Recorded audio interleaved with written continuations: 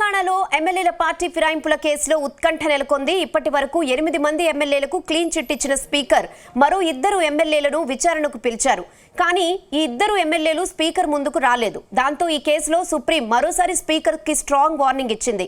మరో 3 వారాల్లో తాడో పేడో తేల్చుకుంటే తామే నిర్ణయం తీసుకుంటామని ప్రకటించింది. ఇప్పుడు స్పీకర్ ఆ 2 ఎమ్మెల్యేలకు కూడా క్లీన్ చిట్ ఇస్తారా లేక వేటు వేస్తారా? Let's watch this story.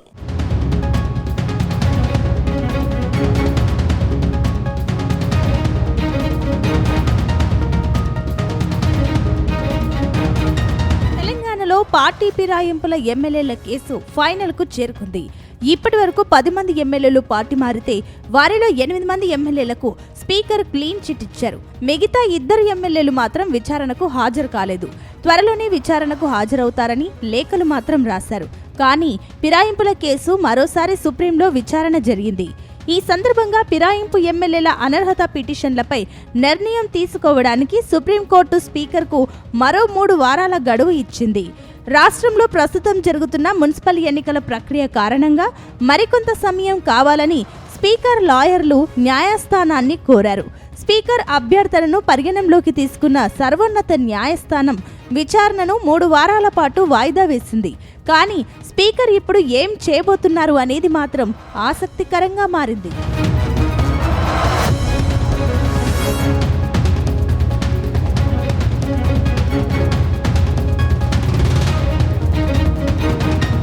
తెలంగాణలో కాంగ్రెస్ పార్టీ అధికారంలోకి వచ్చాక 10 మంది ఎమ్మెల్యేలు పార్టీ మారారు.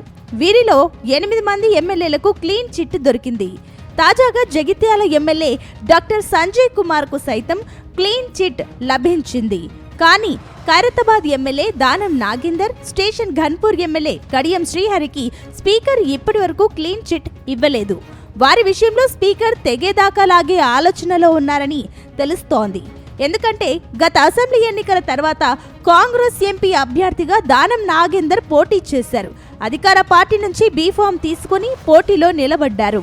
ఈ అంశమే దానంకు ఇబ్బందిగా మారింది.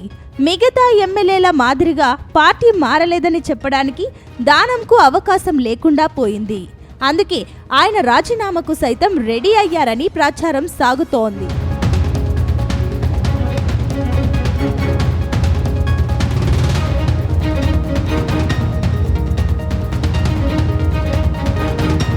మరోవైపు కడియం శ్రీహరి పార్టీ మారినా కూతురిని వరంగల్ కాంగ్రెస్ ఎంపీగా గెలిపించుకున్నారు.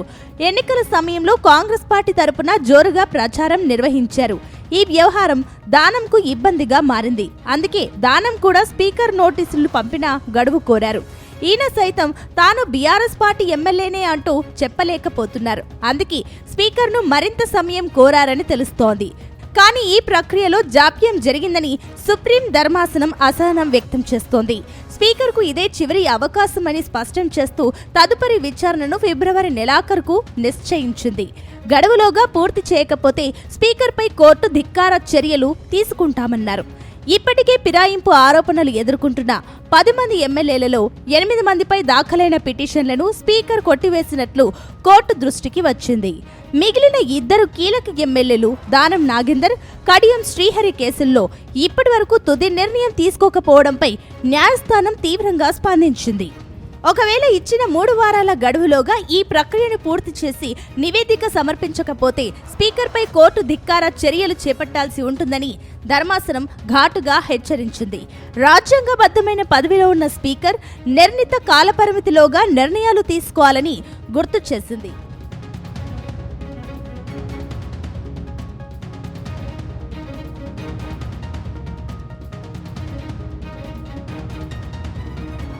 అయితే పార్టీ ఫిరాయించిన దానం నాగేందర్, కడియం శ్రీహరి విషయంలో స్పీకర్ గడ్డం ప్రసాద్ కుమార్ ఏం చేస్తారనేది ఆసక్తికరంగా మారింది. 8 మంది ఎమ్మెల్యేలకు ఇచ్చినట్టు వీరికి కూడా క్లీన్ చిట్ ఇస్తారా లేక ఇంకా ఏదైనా నిర్ణయం తీసుకుంటారా అనేది తెలియాల్సి ఉంది. ఒకవేళ క్లీన్ చిట్ ఇస్తే మాత్రం ఈ కేసు మళ్లీ మొదటికొస్తుందనే చర్చ జరుగుతోంది.